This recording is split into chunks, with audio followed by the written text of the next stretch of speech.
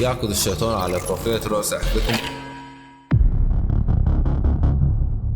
أول ما بيبدأ رمضان بحس بعدم وجود الشياطين، بتلاقي العبادة سهلة وصدرك منشرح كده والدنيا جميلة، صح؟ فعلا بحس بإن الشياطين متسلسلة.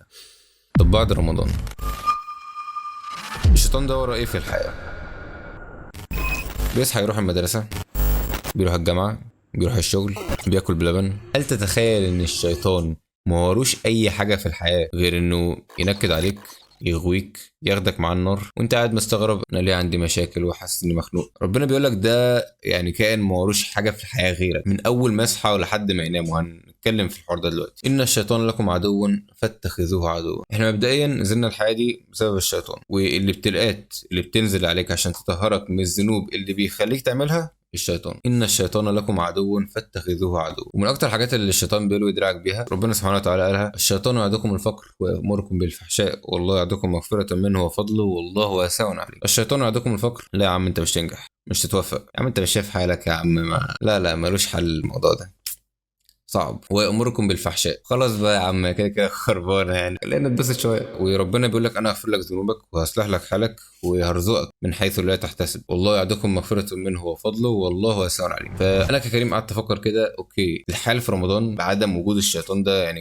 جامد جدا، واخد بالك؟ فايه اللي ممكن اعمله بعد رمضان عشان ابعد عني الشيطان؟ ان مفيش مصيبه بتحصل لك او بتحصل لي غير بسبب الشيطان. فالنهارده انا جاي اقول لك على 10 حاجات لو عملتهم في يومك كل يوم تبعد عنك باذن الله الشيطان، لان ده اللي ربنا سبحانه وتعالى قال لنا نعمله: ان الشيطان لكم عدوا فاتخذوه عدوا. السلام عليكم ladies and gentlemen، يا رب يكون العيد كان سعيد عليكم، يكون العيد كان سعيد عليكم. المهم تمامكم بسطتم. كل الحاجات اللي هنقولها النهارده طبعا يستحسن تعملها في اول يومك، ما عدا حاجات كده. بص، في 10 احاديث هقولهم لك، في منهم اول ما تصحى تعملهم عشان باقي اليوم الشيطان ان شاء الله يبعد عنك، وفي حاجات عند مواقف معينه، وفي حاجات قبل النوم. نبدا واحده واحده من اول ما تصحى كده. احنا عايزين اول ما نصحى كده يعني ايه، نخلص من الشيطان عشان ايه، نعرف نركز بقى في ايا كان اللي المفروض نعمله في الدنيا دي. لان ايه، بص مفيش حاجه يعني ايه. بص هقول لك حديث دلوقتي عشان تعرف الشيطان يعني قريب منك قد ايه. عن صفيه بنت حي. بص طبعا اعذروني طبعا يعني ايه التشكيل مش موجود فممكن قراءتي تبقى على قدها يعني، اهم حاجه الكونسبت يعني ان شاء الله. كان النبي صلى الله عليه وسلم معتكفا فاتيته ازوره ليله، فمر رجلان من الأنصار فلما رأى النبي صلى الله عليه وسلم أسرع. طيب يا جماعة أنا بص أنا مش عايز أقرأ عشان خايف أقرأ غلط. من الآخر يعني، زوجة النبي صلى الله عليه وسلم جت تزوره ليلا وهو معتكفا يعني، ففي اتنين رجالة وهما ماشيين شافوا النبي صلى الله عليه وسلم مع واحدة ما عرفوش، فإيه مشوا بسرعة عشان ما يكسفوش النبي يعني. الرسول صلى الله عليه وسلم جري وراهم وقال لهم انتوا إيه ماشيين بسرعة كده ليه؟ دي زوجتي صفية يعني، زوجة الرسول. فقال سبحان الله يا رسول الله، يعني اللي هو ايه، احنا معقوله ممكن نشك في حاجه زي كده يعني؟ بص بقى الحته دي. فقال ان الشيطان يجري من الانسان مجرى الدم واني خشيت ان يقذف في قلوبكم سوءا، او قال شيئا. فاي شك بيجي لك، اي اوفر ثينكينج، اي حاجه بص بتنكد عليك كده، هي من الشيطان. فايه الحاجات بقى اللي نعملها عشان نبعد الشيطان لعنه الله عليه؟ عن ابي هريره رضي الله عنه ان رسول الله صلى الله عليه وسلم قال: يعقد الشيطان على قافيه راس احدكم اذا هو نام 3 عقد، يضرب على كل عقده هيك ما تعرفش تقوم. عليك ليلا طويل، عليك ليلا طويلا، فارقد. لسه الساعه 2 بالليل، لسه الساعه 3، لسه بدري، عندك شغل الساعه 6، عندك مدرسه الساعه 7، ايا كان الحق نام عشان تعرف تركز. الشيطان هيتجنن لو انت قمت الليل او صليت الفجر، وهيتجنن موت بقى لو عملتهم هما الاثنين. لان قيام الليل انت ما تتخيلش، ربنا يعني يرزقنا، ما تتخيلش بيعمل ايه، ما تتخيلش بيغير في حياتك ازاي. وطبعا صلاه الفجر خير من الدنيا وما فيها. فده الشيطان بقى فاهم هينام وايه نيجي بكره نوسوس له بقى فاهم. لا طبعا هو قاعد الليل كله يخليك ما تعرفش تقوم. فان استيقظ فذكر الله انحلت عقده، فان توضأ انحلت عقده، فان صلى انحلت عقده كلها. كل عقده اللي الشيطان قاعد سهران فيها عشان يفهم عشان ايه ما عرفش تخليك تقوم، انت قمت. واصبح نشيطا طيب النفس، هيكسر الدنيا النهارده. والا اصبح خبيث النفس كسلانا. فدي اول حاجه الشيطان بيعملها، انت هو مش عايزك تبقى متوفق في حياتك. طيب احنا دلوقتي قمنا الحمد لله ونشيطين طيبين النفس، بس الشيطان لسه موجود. عن ابي هريره رضي الله عنه ان رسول الله صلى الله عليه وسلم قال: من قال لا اله الا الله وحده لا شريك له، له الملك وله الحمد وهو على كل شيء قدير، في اليوم 100 مره. كم حاجه بقى حضرتك؟ كانت له عدل 10 رقاب، وكتبت له 100 حسنه، ومحيت عنه 100 سيئه. والحته بقى اللي احنا عايزينها: وكانت له حرزا من الشيطان يومه ذلك حتى يمسي. الشيطان ده بيجي منه البلاوي كلها، الوسائل الوساوس، الحسد، السحر. بص كل حاجه وحشه هتلاقيها جايه من الشيطان. لحد اخر اليوم ان شاء الله الشيطان ما يجيش جنبك. ولم ياتي احدا بافضل مما جاء به الا رجل عمل اكثر منه. يعني ربنا يحبك لما تقول الجمله دي. طبعا لو جيت فكرت فيها كده، لا اله الا الله وحده لا شريك له، له الملك وله الحمد على كل شيء قدير، مره لا اله الا الله، فاهم؟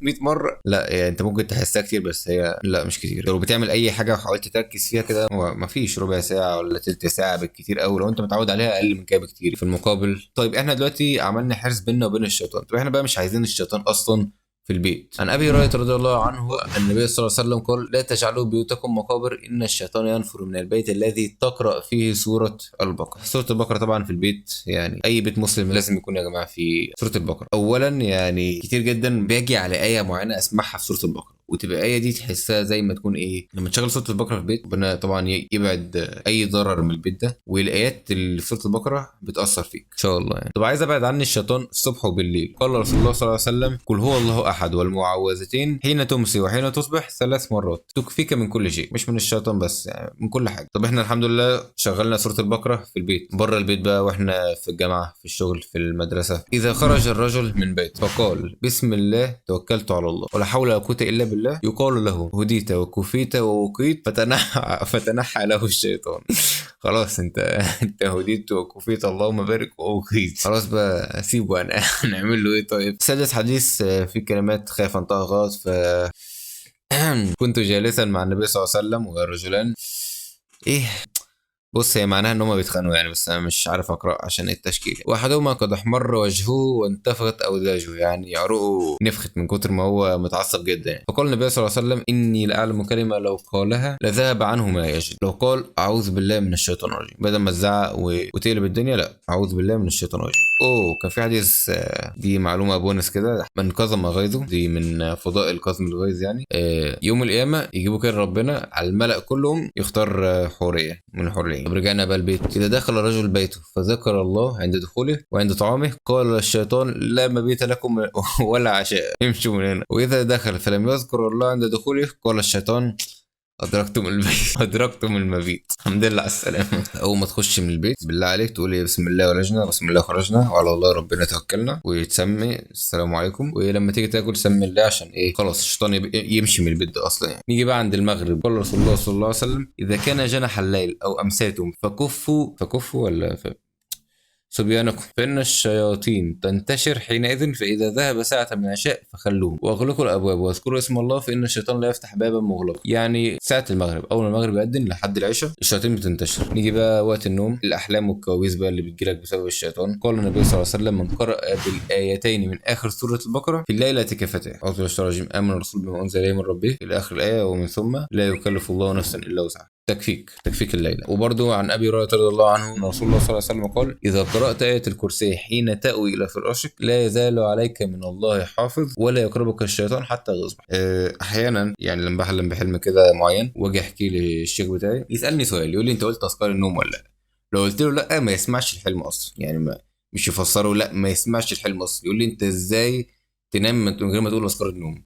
اذكار النوم مهمه، اي برنامج اذكار هتلاقي عليه اذكار النوم لازم تقراها قبل ما تنام، عشان الشياطين ما تلعبش بيك وانت نايم، ما يلعبوش. فخلينا ننظم لك كل اللي احنا قلناه ده بسرعه. صلاه الفجر، مبدئيا صلاه الفجر معناها انك تصحى من النوم تسمي الله تتوضا. قل هو الله احد والمعوذتين، لا اله الا الله وحده لا شريك له 100 مره، ايه الكرسي اخر ايتين من سوره البقره، التسميه عند الطعام والدخول والخروج من البيت، والتعوذ بالله من الشيطان الرجيم. 7 حاجات يوميا تعملهم، ربنا ان شاء الله يصرف عنك الشيطان ويبعد عنك كل سوء، يوفقك اكتر في حياتك ان شاء الله ويسعدك اكتر. كمل اللي بقول لكم ده والله يعني بحاول التزم فيه. يعني اغلبكم ممكن تكونوا عارفين الكلام ده لكن مش دايما بنعمل. يعني نسال الله يجعلنا من الذين يقولون فيعملون ويعملون فيخلصون. بس اتمنى اكون استفدت. اشوفكم ان شاء الله الفيديو الجاي. السلام عليكم.